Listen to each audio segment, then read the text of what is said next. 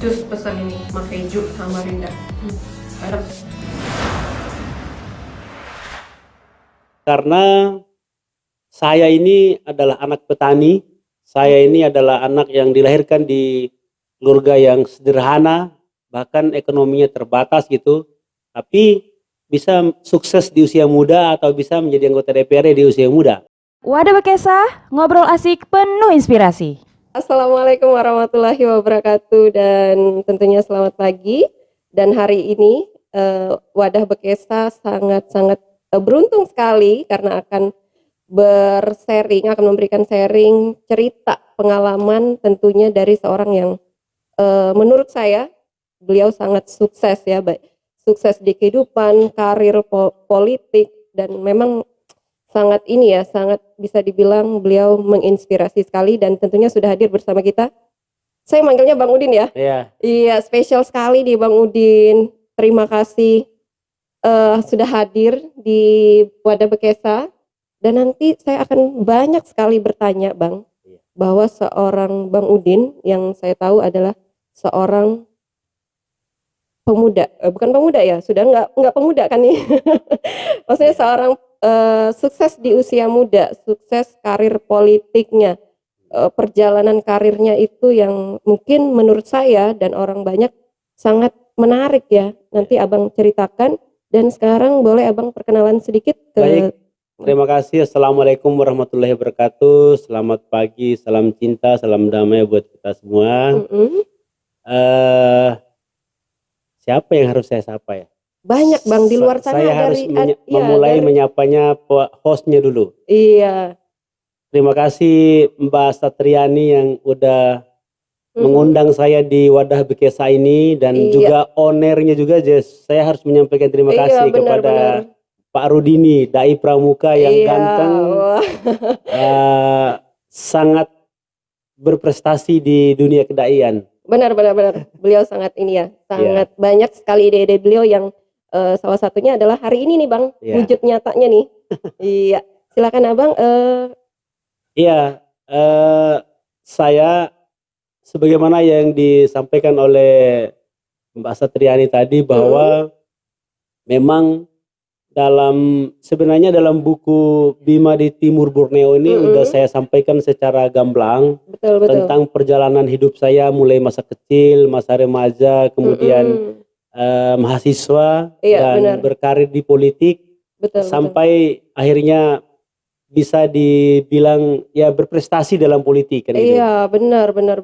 Nah, alhamdulillah saya sampai hari ini masih sebagai ketua fraksi PKB DPRD Provinsi Kalimantan Timur, sekaligus ketua DPW PKB Kalimantan Timur dan udah berjalan 12 tahun ini. Wow, karena 12 tahun? Karena saya gimana itu Bang, 12 tahun itu? Dipercaya oleh Pak Muhaimin Iskandar itu di usia 29 tahun untuk memimpin PKB Kalimantan Timur. Wow. Tepatnya tahun 2008 yang silam. Iya benar. Waduh. Keren banget ya Bang ya. Iya. 12 tahun tetap memimpin dan ini udah periode kedua di DPRD Kaltim. Gimana Bang, bahwa kita kan tahu ya politik itu kan saya sering dengar katanya kejam ya. Gimana Bang kok tetap bisa bertahan hampir menuju 2 periode itu gimana Bang? Ya sebenarnya begini. Sebelum saya bicara tentang kiprah saya di politik, saya akan memulainya dari kiprah saya sebagai aktivis mahasiswa. Oh iya betul. Sejak saya menjadi aktivis mahasiswa, saya memang udah diterpa oleh kehidupan yang sangat mendidik dan menantang sekaligus keras. Iya betul. Dimana saya memulai aktif di organisasi intrakampus sampai ekstra kampus dan saya banyak melakukan kritik terhadap pemerintah itu melalui aksi-aksi jalanan, yaitu yang disebut dengan parlemen jalanan. Dan disinilah saya diajarkan tentang bagaimana berkomitmen, bagaimana harus punya atau berkarakter gitu. Nah sehingga dalam melanjutkan kiprah ke politik itu tidak susah lagi gitu. Tinggal meneruskan saja apa yang udah kita dapatkan, apa yang udah kita pelajari di aktivis mahasiswa. Karena mahasiswa itu juga sebenarnya lebih keras juga dibanding politik kan gitu. Iya benar ya. Bahkan gini, eh, ada orang yang mengatakan bahwa kampus itu gitu, kampus secara global ya, Iya benar. itu lebih politis daripada partai politik. Iya benar ya. Kenapa? Karena orang-orang politik itu kan dilahirkan di kampus gitu. Iya betul. Nah, artinya induk dari para politisi itu kan dunia kampus. Iya betul. Nah, sehingga kampuslah yang menjadi laboratorium yang melahirkan para politisi-politisi handal itu. Nah, tentu saja saya sebagai bagian dari produk kampus tentu udah memahami apa sesungguhnya politik, apa yang harus kita kerjakan dalam politik, apa yang harus kita lakukan dalam politik kan gitu. Iya, kalau ditanya soal rasa nih ya Bang, kan dulu maksudnya mendemo wakil rakyat. Sekarang kan jadi wakil rakyat nih, gimana rasanya kalau di demo itu?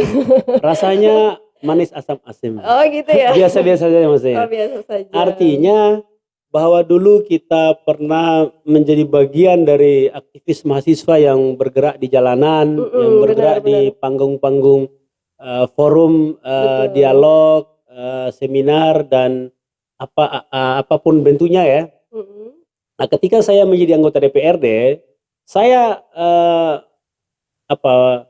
menyikapi ketika ada demo itu hal biasa gitu. Karena memang tugas mahasiswa itu adalah sebagaimana yang tertuang dalam Tridharma Perguruan Tinggi, pendidikan, penelitian dan pengabdian pada masyarakat. Nah, yang ketiga inilah yang menjadi penting bagi mahasiswa untuk mengabdikan dirinya.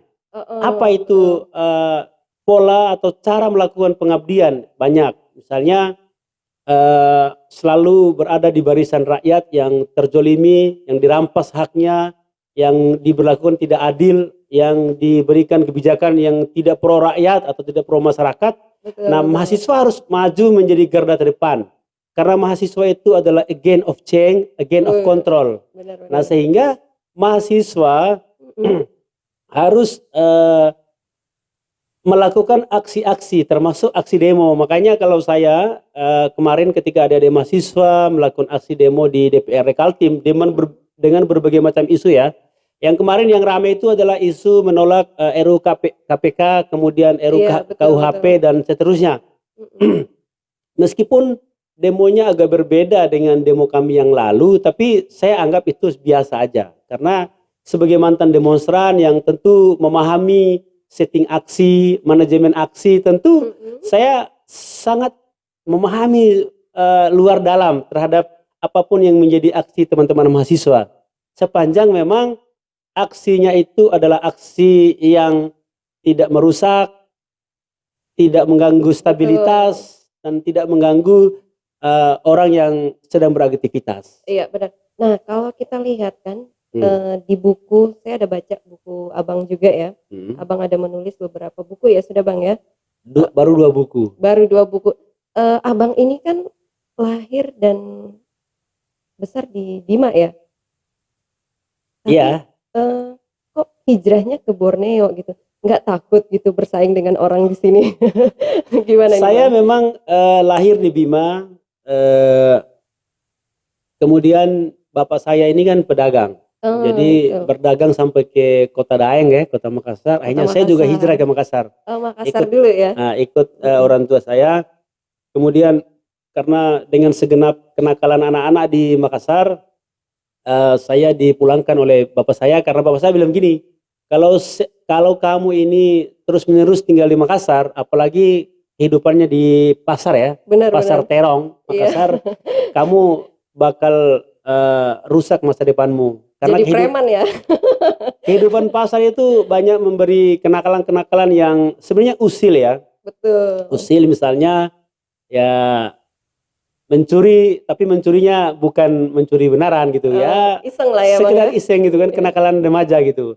Nah akhirnya saya dipulangkan kembali ke kampung halaman, ke Bima, dan saya hidup dengan nenek saya gitu. Nah, nenek saya lah yang banyak mengajarkan tentang kehidupan ini. Mulai dari misalnya kalau kita mau meraih sesuatu itu harus kerja keras. Kalau makan saja itu kalau kamu mau makan, kamu juga harus memberikan kontribusi dulu atau ada pengganti nasi yang kau makan. Nah itu ajaran nenek saya. Makanya kita menjadi anak muda itu tidak boleh manja, tidak boleh menunggu hasil yang tanpa usaha ya. Iya, Tidak betul, boleh pasrah gitu. Maka eh, anak muda itu harus identik dengan perjuangan. Anak muda itu harus identik dengan kerja keras. Anak muda itu harus identik dengan prinsip dan berkarakter gitu. benar, Karena benar. kalau kita tidak memulai sejak muda, maka nanti kelak misalnya, alhamdulillah saya hari ini jadi anggota DPRD Kaltim, ya karakter saya, kerja keras saya gitu kan, tetap saya tunjukkan gitu. Karena memang saya udah terbiasa dengan hal itu. Iya ya, Termasuk artinya memperjuangkan hak masyarakat, oh benar ya, masyarakat seperti saya berarti ya. semua masyarakat. Iya Bang, kalau di Kaltim Hmm. awal menjadi anggota dewan itu adalah dari kota Bontang ya? Kalau Berau nggak Bontang Kutim. oh Berau Bontang Kutim. Hmm. 3 kota ini kan jauh ya Bang ya, Hmm. dengan berbeda-beda penduduk mungkin masyarakatnya berbeda. Nah itu gimana kok bisa sukses di 3 kota itu kok bisa? Iya memang sebenarnya suksesnya saya itu adalah berkat kegagalan. Hmm. Karena pada pemilu 2009 saya gagal menjadi anggota DPRD Kalimantan Timur. Oh, Saya pernah gagal berarti. pertama kali caleg itu adalah tahun 2009. Nah, Betul. sehingga kegagalan saya 2009 itu menjadi modal saya untuk menang. Benar-benar. Karena setelah saya dalami, pahami, ternyata kekalahan itu adalah bekal kita untuk menang. Iya, Nah, betul maka sih. dimanapun medannya, dimanapun daerahnya itu tidak lagi penting bagi saya, bagi kita semua saya kira. Karena kita udah punya bekal, karena kita udah punya pengalaman, sehingga untuk menjadi menang itu ya tidaklah begitu sulit gitu, karena kita udah punya bekal kan gitu. Iya, Nah, betul. sehingga pada pilihan saya memilih daerah Berau Bontang Kutim pada pemilu 2014 itu adalah karena benar-benar karena memang saya merasa bahwa saya udah punya bekal untuk bersaing dan bertarung.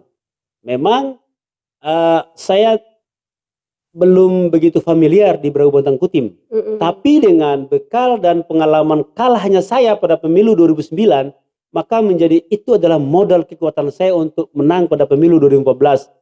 Nah, akhirnya dengan strategi yang saya miliki, kemudian pengalaman apa yang memang harus kita kerjakan supaya orang itu memilih kita, apa yang harus kita lakukan supaya orang itu suka sama kita, ya saya dapatkan pada saat saya kalah itu. Nah, akhirnya benar-benar. saya dengan mudah, dengan tidak begitu rumit ya untuk meraih kemenangan pada pemilu 2014 yang lalu. Meskipun saya tinggal dan domisilinya di Samarinda, tapi Iya. daerah pemilihannya adalah daerah Berau Bontang Kutai Timur.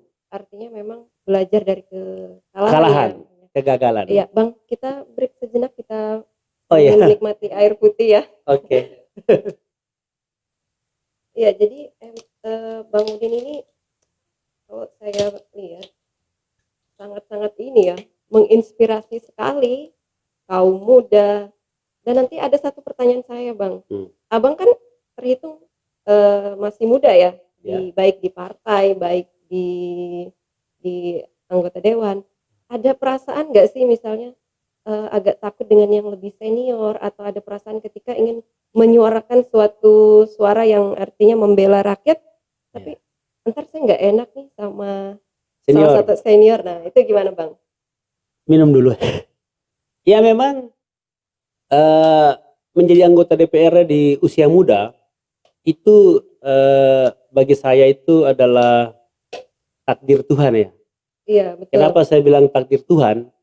Karena saya ini adalah anak petani, saya ini adalah anak yang dilahirkan di keluarga yang sederhana, bahkan ekonominya terbatas gitu, tapi bisa sukses di usia muda atau bisa menjadi anggota DPR di usia muda. Iya, memang untuk menjadi elit politik atau untuk menjadi pejabat publik itu ada dua salurannya.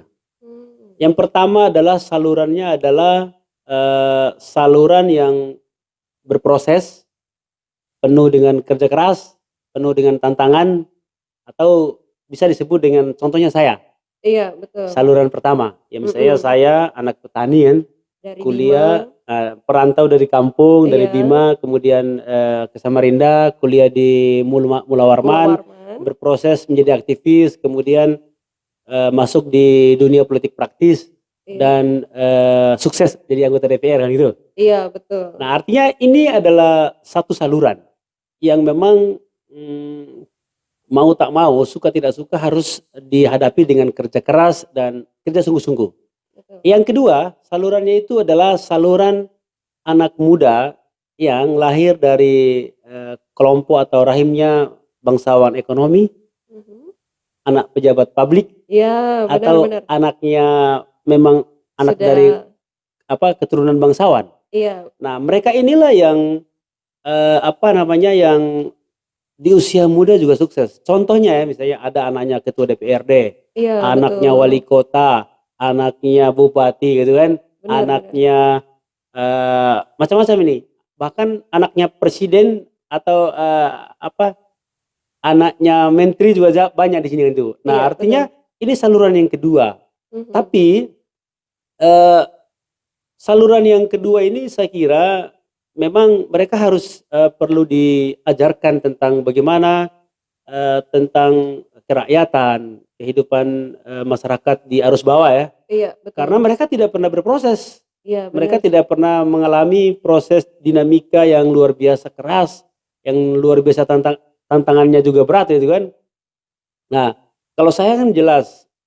Nah, artinya ini bukan dalam rangka mendikotomikan antara saluran yang dua tadi ya. Iya, betul. Tapi ini saya ingin menyampaikan kepada generasi muda Benar. bahwa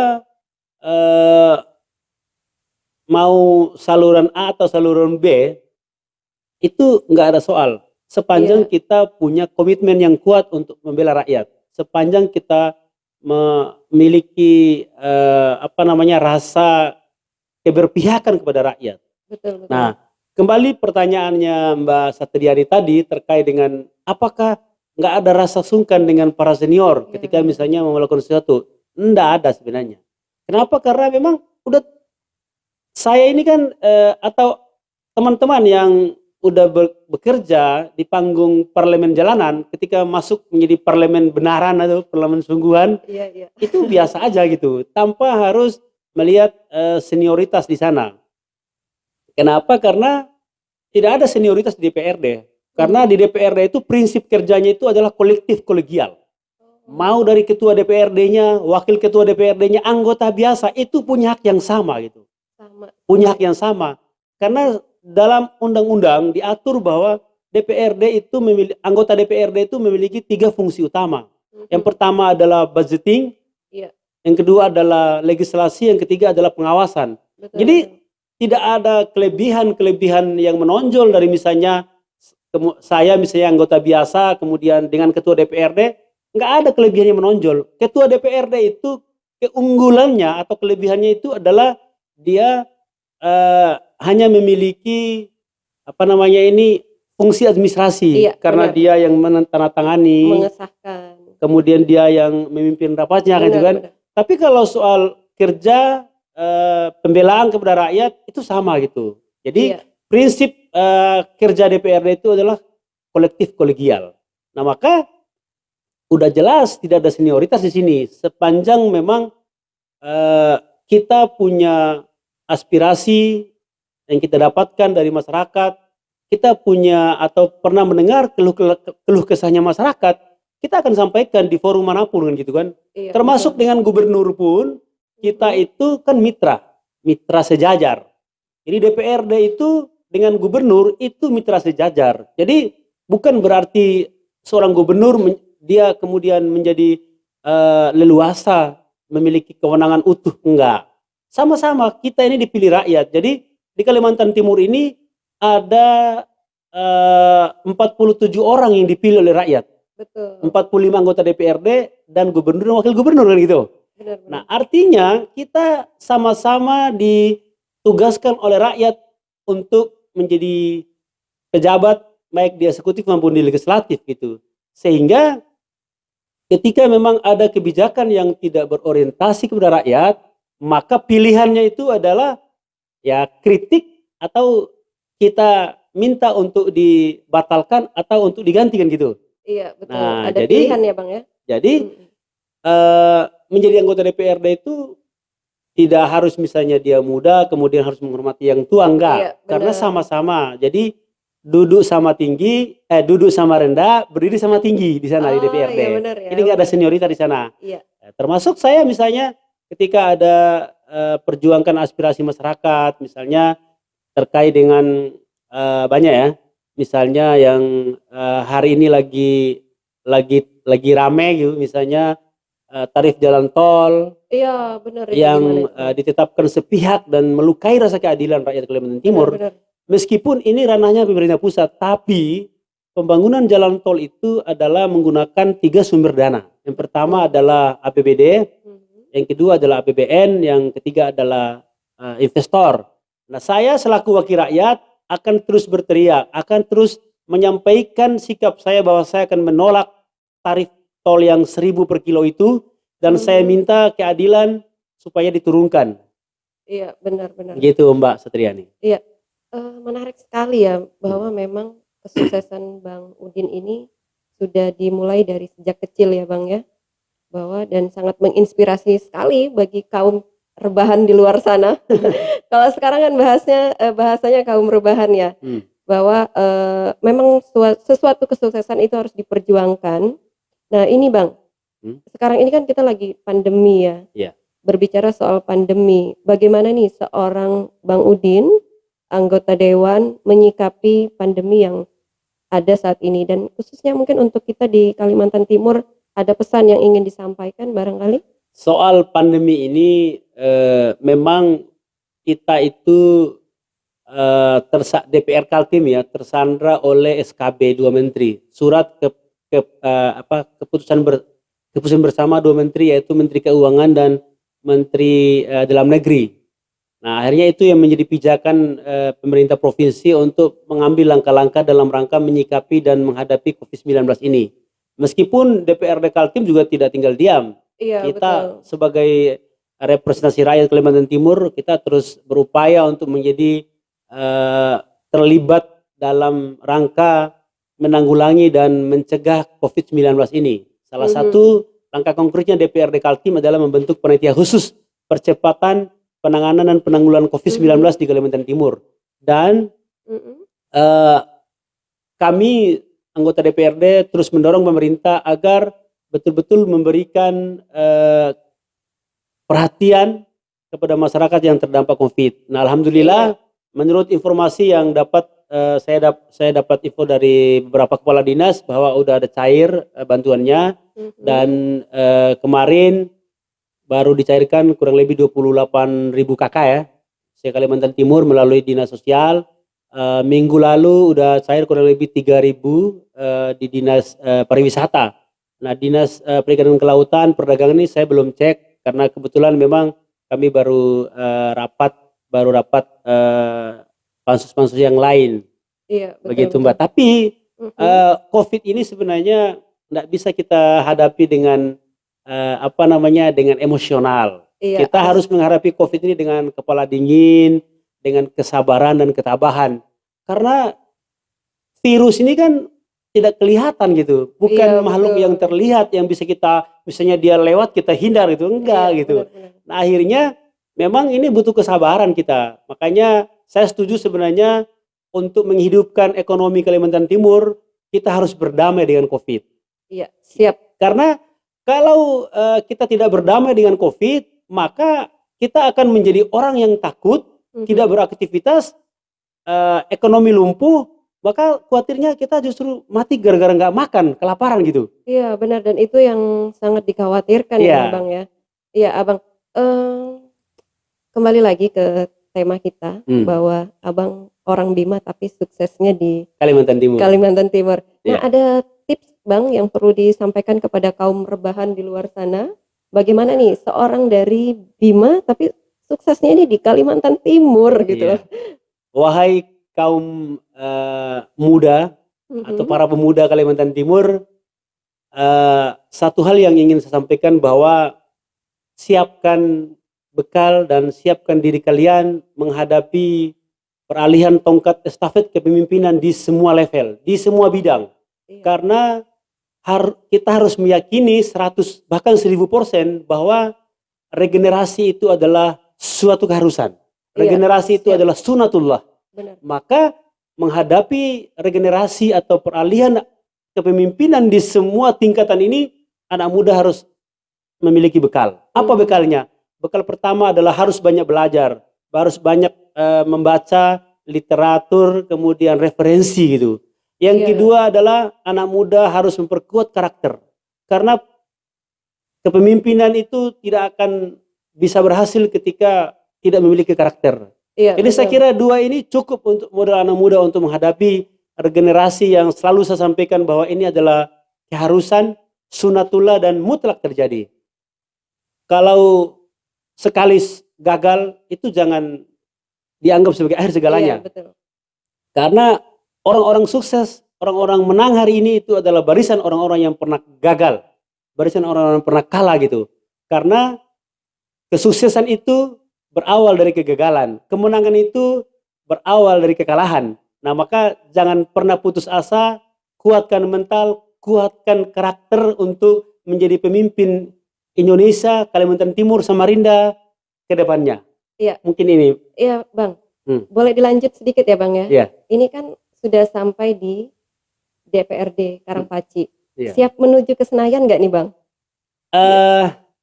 Prinsip saya sebagai anak petani ya, Iya, ini betul. anak petani nih. Benar. Anak petani seperti saya menjadi anggota DPRD itu, DPRD Kaltim itu adalah prestasi tertinggi dalam hidup saya. Maka kalaupun misalnya saya nanti akan berkiprah di Senayan atau menjadi anggota DPR RI atau di bidang lain ya, mungkin di eksekutif, itu adalah bonus dalam hidup saya. Amin. Amin. Bonus. Jadi bonus itu bisa didapat, bisa tidak itu kan. Iya. Tapi yang pasti menjadi anggota DPRD itu adalah prestasi tertinggi dalam hidup saya. Karena Betul. saya anak petani, saya anak dilahirkan dari keluarga yang serba terbatas, tapi bisa menjadi anggota DPRD, maka saya itu anggap sebagai prestasi tertinggi dalam hidup saya. Siap, berarti 2024 menuju Senayan ya. Ya, artinya bonus bisa Bonus ya. bisa dikejar dan bisa tidak gitu kan. Siap, Abang. Kami sangat-sangat terima kasih sekali, Iya. Abang sudah hadir di sini, sudah berbagi kesuksesan ke semua masyarakat Kalimantan Timur, khususnya calon generasi penerus bangsa. Dan satu pesan yang Abang sampaikan tadi, kita harus memiliki karakter. Baik, demikian kita berkisah hari Iya. ini. Dan cukup sekian, mohon maaf Abang kalau ada salah-salah. Sama-sama. Semoga ini memberikan manfaat yang lebih banyak lagi dan kita bisa bertemu di lain waktu lagi. Amin. Siapa tahu bisa bertemu di Senayan 2024 ya. Insyaallah. Amin. Wassalamualaikum warahmatullahi wabarakatuh.